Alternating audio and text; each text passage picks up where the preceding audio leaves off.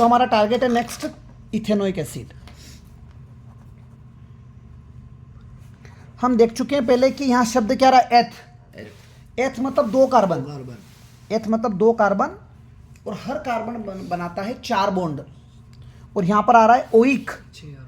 Oic आ रहा है मतलब फंक्शनल ग्रुप होगा COOH।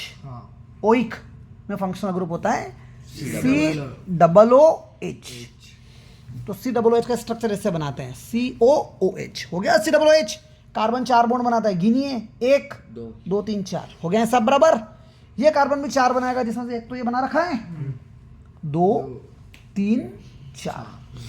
इसको अपन ऐसा भी लिख सकते हैं CH3COOH। यही तो है इथेनोइक एसिड। क्या है? Ethanoic acid. पल्ले पड़ गई पिक्चर। इसका कॉमन नेम है एसिटिक एसिड। इसका कॉमन नेम है एसिटिक एसिड। समझ में आई बात?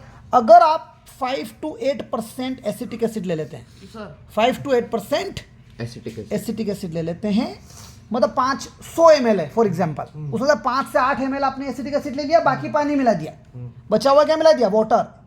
तो ये जो सोल्यूशन बनता है इसको बोलते हैं विनेगर। क्या बोलते हैं? विनेगर। काहे के लिए यूज होता है विनेगर? खाने को तो इसके यूजेस लिख रहा हूं मैं, प्रिजर्वेशंस। जैसे अचार आता है, पैक अचार, पैक अचार में विनेगर मिला हुआ होता है ताकि वो प्रिजर्व करे। प्याज में, फूड में भी यूज होता है। समझ में आई बात? ये देखो चाइनीज फूड वाले जो डालते हैं लिक्विड, हाँ वो विनेगर खाते हैं, ठीक है। तो प्रिजर्वेशन। सिरका। और उसके बाद इसका जो मेल्टिंग पॉइंट है, मतलब पिघलता है 290 केल्विन पर। केल्विन और सेल्सियस का रिलेशन मैं समझा देता हूँ। 0 डिग्री सेल्सियस मतलब 273 केल्विन। तो इसमें 13 और जोड़ दीजिए 273 में, तो 290 हो जाएगा। सॉरी 273 में कितना? 17 जोड़ेंगे तो 17 डिग्री सेल्सियस या 290 केल्विन, एक ही बात है। इस पर ये मेल्ट होता है और फ्रीजिंग पॉइंट जो है इसका, कोल्ड क्लाइमेट में ये फ्रीज हो जाता है। समझ में आई बात? इसलिए इसको ग्लेशियल एसिटिक एसिड भी कहा जाता है।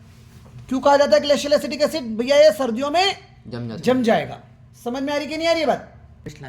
अब हम बात कर रहे हैं रिएक्शन इथेनोइक एसिड्स का। टॉपिक क्या है हमारा?